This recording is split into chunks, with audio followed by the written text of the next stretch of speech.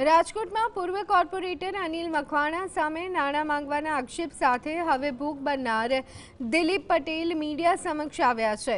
તેમણે જણાવ્યું કે બાંધકામની ખોટી ફરિયાદો પાછી ખેંચવા માટે પૂર્વ કોર્પોરેટરે તેમને સર્કિટ હાઉસ બોલાવી પ્રથમ 3 લાખ અને બાદમાં ₹1.25 લાખ રૂપિયાની માંગ કરી હતી। દિલીપ પટેલે આક્ષેપ કર્યો કે પૂર્વ કોર્પોરેટર વ્યવસ્થિત રીતે ખોટી અરજીઓ કરી લોકો પાસેથી નાણાં પડાવવાનું નેટવર્ક ચલાવે છે।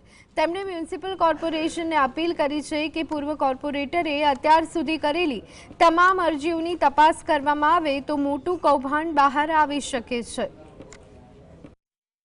દિવસ સુધી અનિલભાઈ જો એવું કહેતા કે બિલ્ડિંગ મટીરીયલનો વ્યવહાર થયો છે તો એક વખત એ એવું સાબિત કરીને દે કે બિલ્ડિંગ મટીરીયલ કઈ જગ્યાએ મોકલું અને એ સાઇટ કોની હતી, મારી હતી કે નહોતી। અને બીજી વસ્તુ કે મટીરીયલ જો ખરીદી કરવામાં આવી હોય તો ખરેખર હું એક વસ્તુ કહું છું કે તો એમાં બાર્ગેનિંગ ક્યાં આવે। જો તમે